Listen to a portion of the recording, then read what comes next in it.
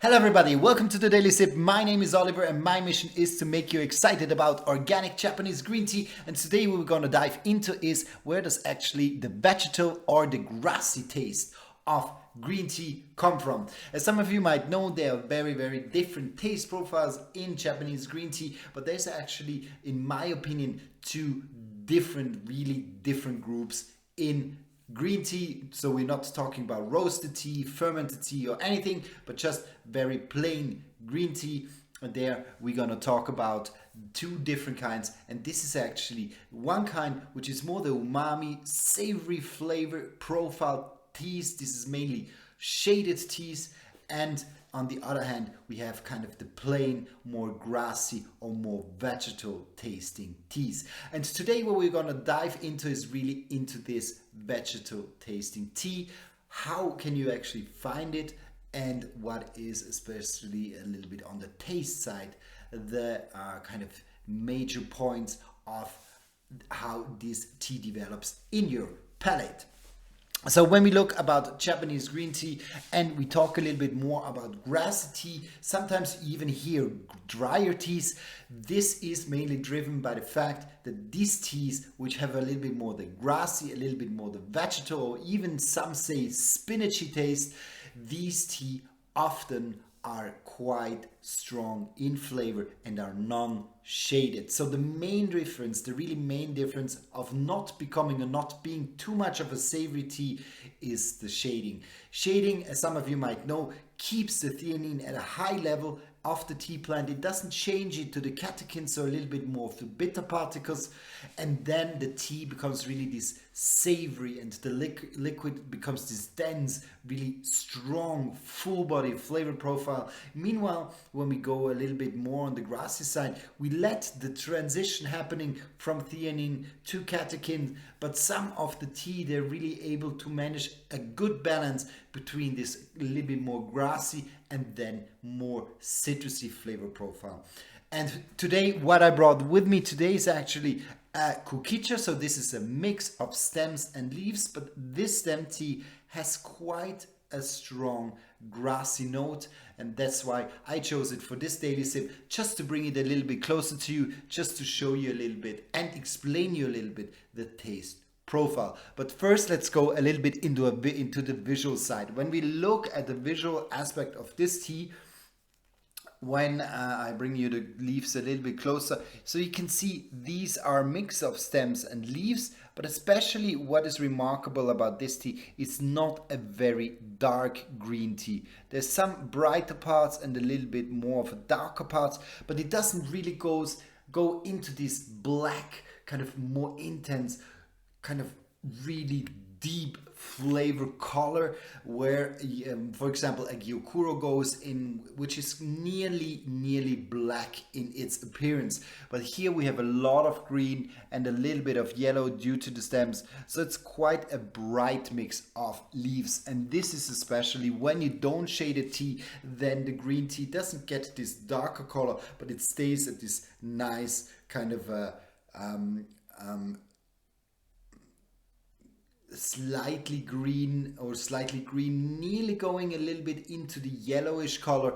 Meanwhile, the shaded tea really goes down and goes close to nearly a dark blue, kind of a very dark green, blue or black color. So this is, on the visual aspect, the main difference. When we smell the tea, we have a lot of kind of this haze, a little bit dry grass notes which are coming through. There's a little bit of kind of nearly a straw note as well.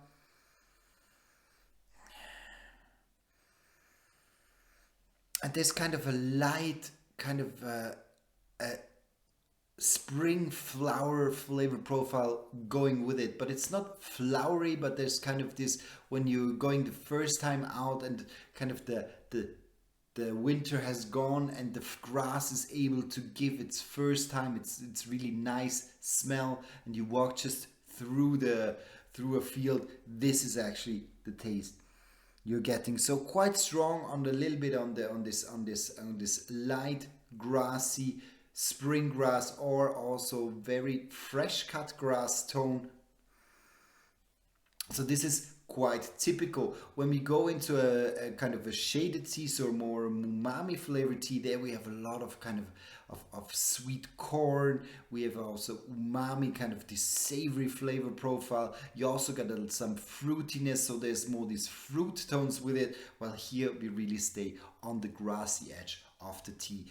Springtime, fresh cut grass, summer grass, hay. These are a little bit the connotations or the links you're making on the just on the nose when you smell the dry leaves. Good. Now we go into the first brewing. So this is Kukicha. I don't have to brew it for a long time. 1 minute is more than enough. I just pre-brewed here a little bit of water, and now we're gonna just dive to the, and I already get kind of this a little bit more flavor, kind of more of hay flavor, a little bit of dry grass flavor. Quite an interesting tea, and I brought here my just a normal glass for tonight. And here, as you can see, here the part behind the holder is broken. It fell down one time, but the green tea or the teapot is still very usable. But you see here in behind, unfortunately, it broke, but this doesn't diminish in any way the flavor of the tea. So I kept it, and I just use it from time to time. And but I like anyway a little bit more the side handle tea pots. So this one is just from time to time. I use it when I feel like it. Good. So now we get the minute through, and let's just have a look.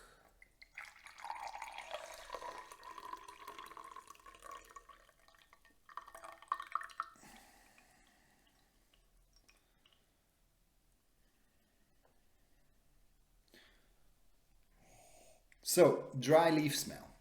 Oh no, wet leaf smell in this case.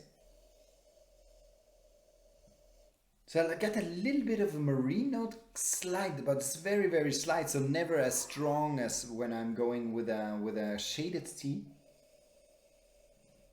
I got a lot of hay flavors, so hay notes as well. And I got a little bit of a nutty almondy taste. Yeah, this is more or less it. So it goes a little bit into the wooden almondy, so nutty flavor profile, but not sweet nutty, so more of a dry nutty. For example, when you buy the almonds, which are not the unpeeled almonds, and you open them the first time, you don't have directly this sweet smell, but you have a little bit this wooden nutty flavor profile. That's exactly what I'm getting here. And a little bit of this kind of sweeter notes, but these are very slight. And more on this a little bit dry grass side again. Good. And now let's go into the taste of this tea. So what you can see also color wise, this one here is never as green as, for example, a deep steamed fukamushi tea, or even a gyokuro or other teas which are really heavy on this green, dark green notes. They get much greener when you brew them. Here you're much more around the golden color. You get a little bit of a milky tone as well, thanks to the mineral rich stems which are also in the tea. So this tea, for example, is quite, or much more going in the direction of a when you buy the tea bags and you brew them, there's a little bit going in this direction, but it's not at all said that this is just a low quality tea. It's just that you can see you don't have so much chlorophyll, you don't have so much theanine, and this then doesn't make the tea as green, and especially when you do fukamushi, so you have more of the brittle tea, and this one gives a very strong green, bright green color.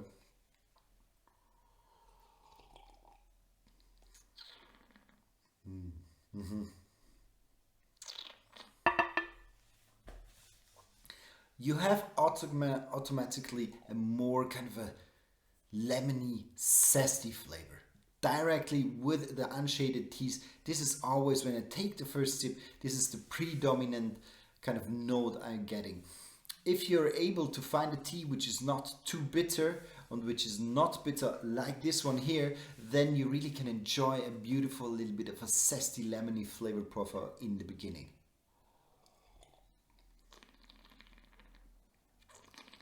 When I take it more in the middle of the, kind of at the beginning, I have this lemony, zesty flavor, and then I go over into much more of a summer grass, and I get a little bit of this hay flavor. Typically, I have a little bit of a tingling of a tongue because this tea is also very quite mineral rich.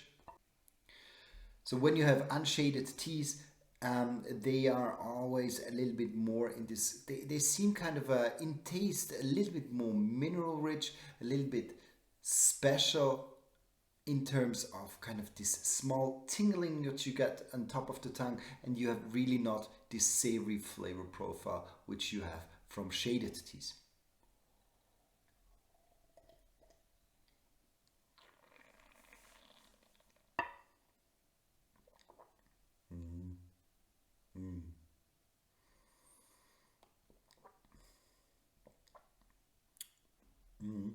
And it's nice, it's smooth, it's a little bit slightly creamy, which is pretty nice. It has a little bit of a nutty flavor profile as well.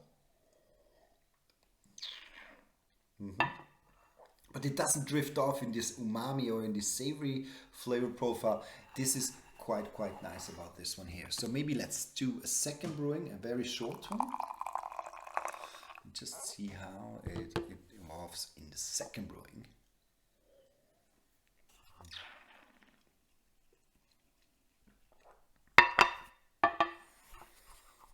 Good. Only a short one, 10 seconds is enough. 10-20 seconds is more than enough. With any tea you do, you see the color is just beautiful. Still stays quite in the golden color, but it has a little bit more of a green hint now to it. So a little bit of a more greener color. Let's see if the taste has changed.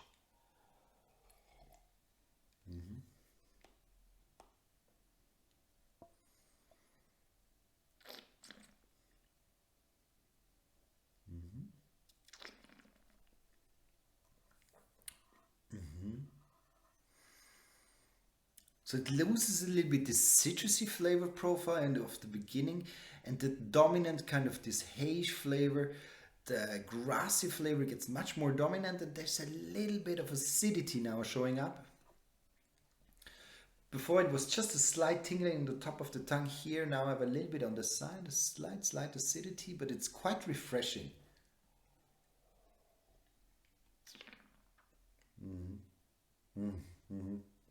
So it's really dominant in the second brewing. I really get much more of this kind of hay, a little bit of this grass flavor profile. And in general, these teas, they just seem to be, if you're looking for a tea which is kind of has a refreshing note, maybe also a little bit on a summer, kind of a summertime, if you want to even or still kind of brew hot tea, but you want something that is refreshing, a little bit more fresh, then I could definitely suggest you this tea here. It's a little bit less made, in my opinion, for wintertime. Wintertime, I like when the tea is full-bodied. I like when the tea is kind of savory, strong, kind of nearly a little bit of heavy.